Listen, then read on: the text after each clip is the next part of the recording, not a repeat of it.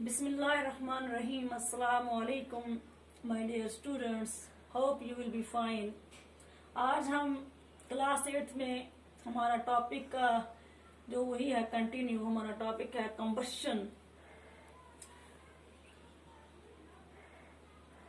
आज हम इस कंबस्शन में डिस्कस करेंगे combustible and non combustible substances.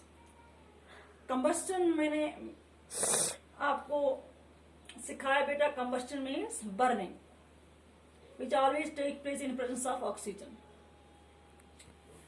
तो यानी कि जो भी चीज बर्न होती है इन प्रेजेंस ऑफ ऑक्सीजन, उसे हम साइंस में कंबस्शन बोलते हैं। तो इस कंबस्शन के बेस पे हम ऑब्जेक्ट्स को 2 कैटेगरीज में डिवाइड करते हैं बेटा। एक होता है बेटा कंबस्टिबल सब्सटेंसेस और दूसरा होता है बेटा नॉन कंबस्टिबल। कंबस्टिबल सब्सटेंसेस, यहाँ टर्म से ही आप अंदाजा लगा सकते हैं कि कंबस्टिबल जिनमें कंबस्शन होती है, सब्सटेंस विच कैन बर्न। और देखो बेटा आपके आसपास कौन कौन से सब्सटेंस हैं जो बर्न हो सकते हैं। आपके घर में कुकिंग गैस है, वुड है, कैरोसिन ऑयल है, लिक्विफाइड पेट्रोलियम गैस है, पेपर है, और भी बहुत सारी चीजें हैं विच कैन बर्न, है ना। Paper, fabric, cooking gas, kerosene oil, would और एलपीजी लिक्विफाइड पेट्रोलियम गैस। और भी कौन कौन सी चीजें आपके आसपास हैं जो बर्न हो सकती हैं। तो in the things, the substances which can burn, they are named as combustible substances. और दूसरा बेटा non combustible substances. Non combustible substance बेटा यहाँ पे लिखा है नॉन कंबस्टिबल मीन्स नॉन, नहीं, नॉट, वो सब्सटेंसेस जिनमें कंबस्शन नहीं हो सकती, जो बर्न नहीं हो सकती। देखो बेटा आप अपने आसपास कौन कौन सी चीजें देखते हैं जो बर्न नहीं हो सकती। पत्थर है, स्टोन है, यहाँ पे लिखा है मैंने stone, glass, brick, water, iron, और भी बहुत सारे मेटल्स होते हैं जो बर्न नहीं हो सकते। तो जो substances, the substances which can not burn, they are called non combustible substances. और उसके बाद बेटा हमारे इस चैप्टर का एक इम्पॉर्टेंट क्वेश्चन है ये, कंडीशंस नेसेसरी फॉर कंबस्शन।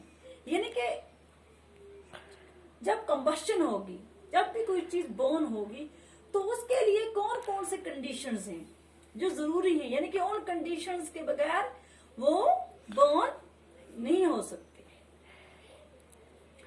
तो कंडीशंस में सबसे पहले जो बेटा है 3 कंडीशंस हैं जो नेसेसरी हैं कंबस्शन के लिए। कोई भी जब ये 3 चीजें होंगी तभी कोई भी सब्सटेंस जो है, कंबस्टिबल सब्सटेंस जो है, वो बर्न हो सकता है। इसमें सबसे पहले है बेटा presence of A combustible substance. यानी कि सबसे पहले आपके पास कंबस्टिबल सब्सटेंस होना चाहिए। ये नहीं है कि आपने स्टोन उठाया है, ग्लास उठाया है, ब्रिक उठाया है, वाटर उठाया और आप उसको ट्राई कर रहे हैं कि इसमें कंबस्शन हो जाए, ये बर्न हो जाए। नहीं, वो नहीं हो सकता। सबसे पहले है कंबस्टिबल सब्सटेंस होना चाहिए। The substance which can burn, जैसे मैंने आपको बोला, paper, fabric, cooking gas, kerosene, जो भी बर्न हो सकता हो वो।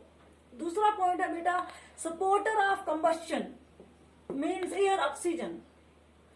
दूसरा है सपोर्टर ऑफ कंबस्शन, यानी कि वो चीज जो कंबस्शन को सपोर्ट करेगी, जिसकी वजह से कंबस्शन होगी, that is air, that is oxygen. यानी कि जब अगर आपके पास कंबस्टिबल सब्सटेंस है, मानो आपके पास पेपर है, फैब्रिक है, कैरोसिन ऑयल, वुड जो भी है, लेकिन आपके पास एयर नहीं है, आपके पास ऑक्सीजन नहीं है, तो वो कंबस्शन उसमें नहीं हो जाएगी। तो दूसरी चीज जो है supporter of combustion, that is oxygen, that is air.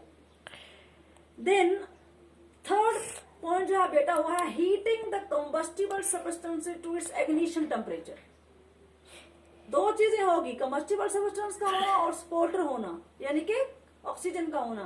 Third is the बेटा हमें हीट करना है कंबस्टिबल सब्सटेंस को, कहां तक, उसकी इग्निशन टेम्परेचर तक। अब इग्निशन टेम्परेचर क्या होता है पहले ये पता होना चाहिए हमें। तो इंशाल्लाह बेटा हम अपने आज के लिए इतना ही, उसके बाद हम नेक्स्ट अपनी जो हमारी क्लास होगी उसमें हम डिस्कस करेंगे इग्निशन टेम्परेचर क्या होता है, इग्निशन टेम्परेचर। क्योंकि कंडीशंस में जो थर्ड पॉइंट है वो है heating the combustible substance to its ignition temperature, यानी कि आपको कंबस्टिबल सब्सटेंस को हीट करना है इग्निशन टेम्परेचर तक, उसके इग्निशन टेम्परेचर का जब कोई भी substance combustible substance ignition temperature को पहुंचेगा तभी उसमें कंबस्टन होगी, तभी वो बर्न होगा। तो आज के लिए इतना ही बेटा, थैंक यू, खुदा हाफिज।